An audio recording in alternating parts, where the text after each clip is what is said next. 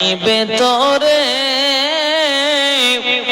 ইমানের দুর্বল থাকিলে যাবে জাহান্নামে।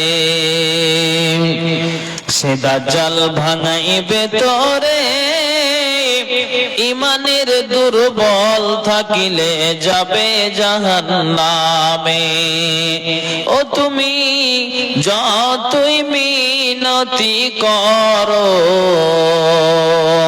তুমি যতই মিনতি করো, রিহাই পাইবে না রে, পাইবে না রে, পাইবে না। কিয়ামতের পূর্বে আসিবে মাসিহ দাজ্জাল। চলো যাই সব শরীয়তি তরে, কোরআন হাদিস কি বলে। চলো যাই সব শরীয়তি তরে, কোরআন হাদিস কি বলে। ওরে সঠিক কথা মেনে নাও, ওরে সঠিক কথা মেনে নাও, তবে পাবে পরিত্রাণ রে, পরিত্রাণ। কিয়ামতের পূর্বে আসিবে মাসিহ দাজ্জাল, কিয়ামতের পূর্বে আসিবে মাসিহ দাজ্জাল। জেনে রাখো ভাই মানব সমাজ, আসবে একদিন কিয়ামতের ঝড় তুফান। জেনে রাখো ভাই মানব সমাজ, আসবে একদিন কিয়ামতের ঝড় তুফান। ওরে সেদিন তুমি যতই ক্ষমা চাও না কেন, সেদিন যতই ক্ষমা চাও না কেন, ক্ষমা পাইবে না রে, পাইবে না রে, পাইবে না। কিয়ামতের পূর্বে আসিবে মাসিহ দাজ্জাল, কিয়ামতের পূর্বে আসিবে মাসিহ দাজ্জাল। অবস্থিত কোরআন ও হাদিসের কর্ণধার ও মঞ্চে কেদারায় উপবিষ্ট যোগ্যতম সভাপতি মহাশয় এবং দূর দূরান্ত থেকে আগত তথাপি এলাকার সুপ্রিয় শ্রোতা মণ্ডলী, সর্বাগ্রে মহান স্রষ্টার কৃতজ্ঞতা জ্ঞাপন করি, যিনি আমাকে, আপনাকে, তিনাকে, উনাকে একটি ইসলামী সভা একত্রিত হওয়ার তৌফিক দিয়েছেন। উনারই কৃতজ্ঞতা জ্ঞাপন করে শেষ করা যায় নাই, কিন্তু উনি রব্বুল আলামিন আমাদিগকে এমন একটি লাফজ দিয়েছেন যে লাফজের দ্বারা দিয়ে আমরা অভিনন্দন জানাই। তাই মুহাব্বতের সাথে এক বাক্যে একটু জোরে সোরে বলে উঠুন আলহামদুলিল্লাহ। তারপরে পরে যিনি ইসলামের পথ প্রদর্শক, ইসলাম হিতাকাঙ্ক্ষী, আকাঙ্ক্ষিত দিনের ভিখারি, লাস্ট প্রফেট নবী মুহাম্মদুর রাসূলুল্লাহ পড়ুন সাল্লাল্লাহু আলাইহি ওয়াসাল্লাম। শত কোটি দুরুদ ও সালাম বর্ষিত হোক। আল্লাহুম্মা সাল্লি আলাইহি, আল্লাহুম্মা বারিক আলাইহি। সুপ্রিয় শিক্ষিত সুধী মণ্ডলী, আমি আপনাদের সম্মুখে দুই জায়গা থেকে ক্ষুদ্র দুটি আয়াত এইমাত্রই পাঠ করলাম। যে আয়াতটা পাঠ করলাম এটা সূরা বানী ইসরাইল 17 নম্বর সূরার 109 নম্বর আয়াত। আর একটা আয়াত পাঠ করলাম সূরাতুন নাজম, এটা 53 নম্বর সূরার 59-60 নম্বর আয়াত। আল্লাহ তাআলা যেন আমাকে বলার তথাপি আপনাদেরকে শ্রবণ করার এবং তার সাথে সাথে উভয়কে আমল করার আল্লাহ তৌফিক দিন। একবার সকলে পড়ি আল্লাহুম্মা আমিন। সুপ্রিয় শ্রোতা মণ্ডলী, কথা হলো যে আমরা বিভিন্ন বই পুস্তক পড়ে আমরা জ্ঞান অর্জন করে থাকি। আমরা বাংলাতে কোরআনের তরজমা বেরিয়েছে, আমরা ওই তরজমা কোরআনকে খরিদ করি। আমরা কি করি, যারা আমরা জানাল শিক্ষিত মানুষ সেগুলোকে গবেষণা রিসার্চ করে অনেক কিছু আমরা জ্ঞান পেয়ে যাই। তারপরও যারা লিখতে পড়তে আমরা জানি না, কিন্তু কি করি, ফেসবুকটাকে অন করলাম, ইউটিউবকে অন করলাম করে যদি আমরা যারা লিখতে জানি না মুখ দিয়ে যদি খালি বলি যে অমুক মাওলানার বক্তব্যটা দাও, একটা নাম উচ্চারণ করতে গেলেই আমরা কিন্তু তার নামটা বলতে গেলেই ইউটিউব ফেসবুকে ভেসে আছে, তখন আমরা কি করি, কানের কাছে মোবাইলটাকে লাগিয়ে দিই কিংবা ইয়ারফোন লাগিয়ে আমরা কি করি, ওই বক্তব্যগুলোকে, গজল আর কিছু কবিতাগুলোকে আমরা শুনে থাকি। তাহলে শুনেও কিন্তু আপনি কি করেন, যে এই কোরআন এবং হাদিসের জ্ঞানটাকে আপনি নিয়ে থাকেন। তাহলে যেমন বই পড়ে যেমন আপনার জ্ঞান হয়, শুনেও আপনার জ্ঞান হয়। তো আমি আপনাকে বলছি, তারপরও আমরা এখানে যতজন আছি, একটা কথা আমাকে আপনাকে এক বাক্যে স্বীকার করতে হবে, সেটা হলো এটাই যে আল্লাহ আপনাকে কোরআনের জ্ঞান দিয়েছে, কাউকে হাদিসের জ্ঞান দিয়েছে, কাউকে জেনারেলের জ্ঞান দিয়েছে, কাউকে বিচারের জ্ঞান দিয়েছে। তারপরও কিছু কথা জানতে গেল আমাদের মাঝ থেকে কিছু কথা অজানা হয়ে যায় বা অজানা হয়ে থাকে। আপনি কথাটার উত্তর দেন, ঠিক বললাম না ভুল বললাম? যতই কিছু জানি তারপরও একটা কথা আপনাকে বলি যে মনে হয় এটা আমার অজানা। ভাইজান, তা আমি আপনাকে এই কথাই বলতে পারি বা এটা বুঝাতে চাইছি যে আমরা একটা কথা মুখে উচ্চারণ করে থাকি, ওস্তাদেরও ওস্তাদ আছে। জি, কেন? কেনর মানে হলো এই যে আমি আপনাকে বুঝাতে চাইছি, আজ যেই মানুষগুলো কি করে, আমরা দেখেন কোরআনের আয়াতে আল্লাহ সূরাতুল আনফাল এটা উল্লেখ করেছেন যে যখন মুমিন বান্দার সামনে কোরআনের তেলাওয়াত করা হয়, যখন তার সামনে আল্লাহর বাণীকে শোনানো হয়, তখন কি করে, তার হৃদয়টা কম্পমান হতে থাকে, যে থরথর করে কাঁপে। তো জেনে নিতে হবে যে তার ঈমান তার ভিতরে জায়গা পেয়েছে। তেমনি আপনাকে আমি যেটা বোঝাতে চাইছি যে মানুষকে এতগুলি কোরআন আর হাদিসের আলোচনা করার পরও মানুষ কি হয়, যে মানুষের অন্তর আপনার কেঁপে আসে না, সে বুঝছে না। তার কারণ যে জেনে নিতে হবে যে এখনো পর্যন্ত ওই মানুষটার বুকে ঈমান প্রবেশ করতে পারেনি। আমি আপনাকে কি বললাম, যে কথাগুলি আমরা যতগুলি বই পুস্তক পড়ে শুনে আমরা জ্ঞান অর্জন করে থাকি, কিছু কথা জেনে থাকি, তারপরে কিছু আমাদের অজানা হয়ে যায় বা অজানা হয়ে থাকে। কেন? একটা কথা বলবো যে আপনি সব বিষয়ে পারদর্শী নন, আমি সব বিষয়ে পারদর্শী নন। আমাকে আল্লাহ কোন দিক দিয়ে দিয়েছেন, তো আল্লাহ আপনাকে তো কোন দিক দিয়ে দিয়েছেন, ঠিক না? তখন আপনি বলবেন ঠিক। তো তাদের সামনে যখন কি হতো, আল্লাহর বাণীকে শোনানো হতো, তখন তারা কি করত, তারা তাদের মাথাকে, তাদের নাক, তাদের কপালকে জমিনে টেকিয়ে দিত। তার মানে সাজদাই তারা মগ্ন হয়ে যেত। তারা সাজদাতে তারা জমিন টাকিয়ে দেয়, তারা জমিনে তাদের মাথাটাকে টেকিয়ে দেয়। কান খুলে শুনবেন, আপনাকে আমি যেটা বুঝাতে চাইছি যে আপনি জানতে গেলেও কিছু কথা আমাদের পক্ষ থেকে অজানা। তাহলে জানা হতে গেল, অজানা হতে গেল, আমাদের কোরআন হাদিসের কথাগুলিকে মানে শোনার পরে আমল করার প্রয়োজন আছে না নাই? হ্যাঁ না বলুন? অবশ্যই আছে। তো আপনাকে বলি, কি কথা আপনাকে বলি, আল্লাহ তাআলা কোরআনে বলছেন যে যখন এই তেলাওয়াত শুনে যখন মুমিন বান্দা তার কপালটাকে জমিনে টেকিয়ে দেয়, তখন শয়তান কিন্তু কাঁদতে থাকে। কেন কাঁদতে থাকে? কাঁদার তার কারণ হলো এটাই যে আমি এই সাজদাকেই অস্বীকার করেছি, যখন আল্লাহ তাআলা বলেছিল যে এই তুমি কি করো, এই তুমি একটা ফারিস্তাকে তুমি সাজদা করে দাও, কিন্তু আমি কি করিনি, যখন আমাকে মানে সাজদা করার আদেশ দেওয়া হয়েছিল, তো আমি কিন্তু সাজদা করিনি। এক কথায় সমস্ত ফারিস্তারাই কি করেছিল, সাজদা করেছিল।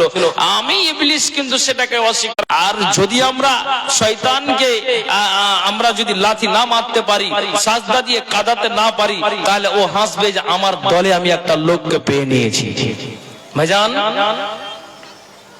কেন আপনাকে বলছি, আনাস বলছেন যে আল্লাহ পাকের রাসূল এমন একদিন ভাষণ প্রদান করলেন, তো মা সামিউতু মিসলাহা কাত্তু, এই ধরনের ভাষণ আমি কোনোদিন শুনিনি। আল্লাহু আকবার। তো তিনি এমন ভাষণ দিলেন, দিতে দিতে শরীয়তের অনেক কথাগুলিকে কি করি আমরা ওয়াজানার কারণে, তো আমরা ওই ঠাট্টা বিদ্রুপ করে রাস্তাতে চলি। তাহলে রাস্তাতে যদি আমরা ঠাট্টা বিদ্রুপ করে চলি, তাহলে জেনে নিতে হবে যে আমার এখনো পর্যন্ত শরীয়তের জ্ঞানের আমার অভাব আছে, তার জন্য আমি জুমাই শুনি, তারপরও আমার দিল কাঁপে না। জেনে নিতে হবে যে ওই মানুষটার ভিতরে এখনো পর্যন্ত ঈমান জায়গা পায়নি। তো রাসূল একটা কথা কি বললেন যে আমি যেটা জানি যদি তোমরা জানতে, তাহলে তোমরা কি করতে, অধিক পরিমাণে কাঁদতে। এক কথাই তোমরা অধিক পরিমাণে হাসি ঠাট্টা করতে না, তোমরা অধিক পরিমাণে তোমরা কান্না করতে। সাহাবীরা বললেন ইয়া রাসূলুল্লাহ, আল্লাহ পাকের রাসূল আপনি যে বললেন কথাই যে আপনার ওই পাথরের আওয়াজটাই তোমরা শুনতে পেয়েছো। নবীজি বললেন যে 70 বছর আগে পাথর একটা জাহান্নাম খানাতে নিক্ষেপ করা হয়েছে। গভীরতা আছে জাহান্নামের, যে 70 বছর আগে নিক্ষেপ করা হয়েছে, 70 বছর পরে ওই জাহান্নামের তলায় গিয়ে পৌঁছেছে।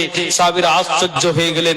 তাহলে এই কথাটা শোনার পরও যদি আপনার চোখ দিয়ে পানি না আসে, তাহলে জেনে নিতে হবে যেমন আপনার মক্কা নগরীতে দুষ্ট দুরাচারেরা আবু জাহেল উতবা সাইবারা কোরআনের বিদ্রুপ করত, হাদিসের বিদ্রুপ করত, শরীয়তের বিদ্রুপ করত, তারা শরীয়তের বিধানকে নিয়ে তারা ব্যঙ্গ বিদ্রুপ করত, নবীকে নিয়ে ঠাট্টা করত।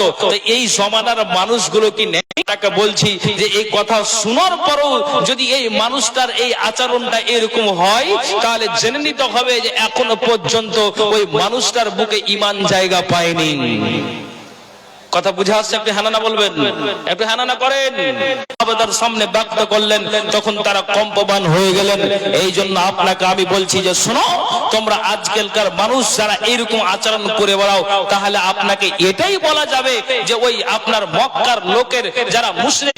তো আমি তো এই কথাটা বলবো যে আলেম সমাজেরা কোরআন হাদিসের যতটা জ্ঞান রাখে বা ব্যাখ্যা বিশ্লেষণ বুঝে, সাধারণ মানুষ তা জানে না। তা আপনি তো শুনে অন্তত আপনি এই জ্ঞানটা করবেন, মগজ আপনি উঠাবেন। আমি করতে যাই, কিন্তু আমি বয়স্ক মানুষ, আমার দ্বারা তো সম্ভব হয় না। তা আপনি আমাকে এমন একটা আমলের কথা বলুন, ওই আমলটা করতে গেলে আমার পক্ষে যেন সহজ হয়।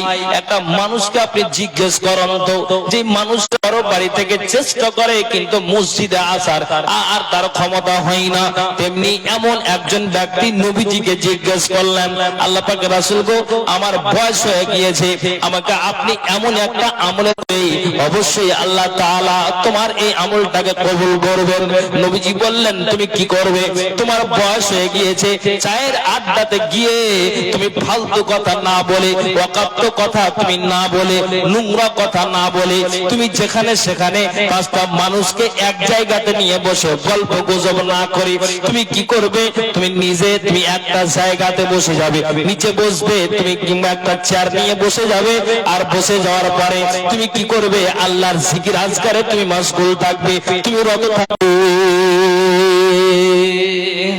তাহলে একটা মানুষ, নবীজি এই কথা বললেন, ওই ব্যক্তি জবাব দিলেন হ্যাঁ আল্লাহ পাকের রাসূল, আমি এই আমলটা চালিয়ে যাব। আমি তো ঠোঁট দুটাকে হিলিয়ে তো আমি অন্তত আল্লাহর জিকির আজকার আমি করতে পারবো, এর থেকে সহজ আমল আর কি আছে? তো চায়ের আড্ডাতে বসে আপনি ঘন্টা ধরে গল্প করে আপনি সময়টাকে বিনষ্ট করে দিতে পারলেন, তো 10 মিনিট 5 মিনিট আপনি বসে বসে আল্লাহর জিকির আজকারে কি আপনার মাথা ব্যথা হয়ে যায়? তাহলে আপনি এই কথাগুলি জানার পরে যদি এই মানুষটা আমলে পরিণত না করে, তাহলে জেনে নিতে হবে আমি আজকে যেটা বুঝাতে চাই মিনেরা পারবে, তাছাড়া সম্ভব নয়।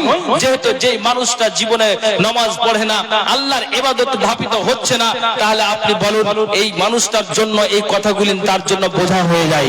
তা আমি আপনাকে বলছি, আপনার জানা থাকতে গেলেও অজানা থাকতে গেলেও তারপরে তো আপনি এই মগজে এই কথাটা আপনি উঠাতে পারবেন যে আমি শোনার পরে অন্তত আমি এই কথাটার আমল করি, আর করার পরে আমি কি করি, এটাকে যেন আমি আমল করে আমার ঈমানটাকে যেন তাজা করি।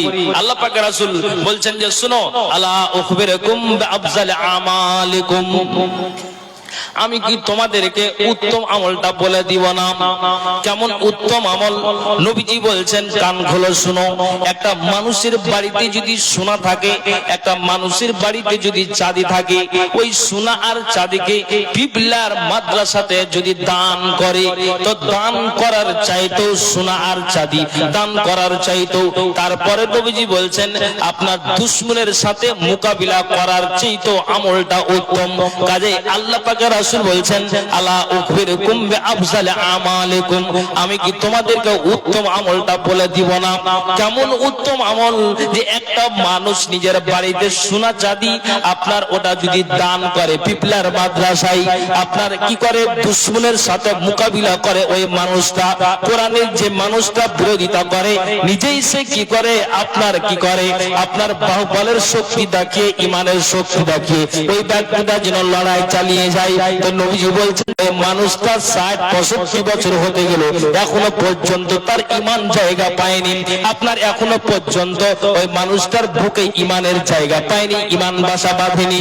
তেমনি নবীজি বলছেন যে কত উত্তম আমল যে একটা মানুষ যদি কি করে আপনার বাড়িতে বসে বসে বসে বসে কিংবা মসজিদে তো হারিয়ে দিলেন। বলেন আলহামদুলিল্লাহ, সুবহানাল্লাহ। আপনাকে আমি কি কথা শোনাচ্ছি যে আপনার অসুবিধা হচ্ছে? আপনি এই কথাটা মাথায় উঠান, যে আপনাকে বুঝাতে চাইছি যে আপনার জানা থাকতে গেলেও আপনার জন্য দোবারা এই কথাগুলি হচ্ছে, আর যদি অজানা থাকে তা আপনার কথাগুলি নতুন হচ্ছে।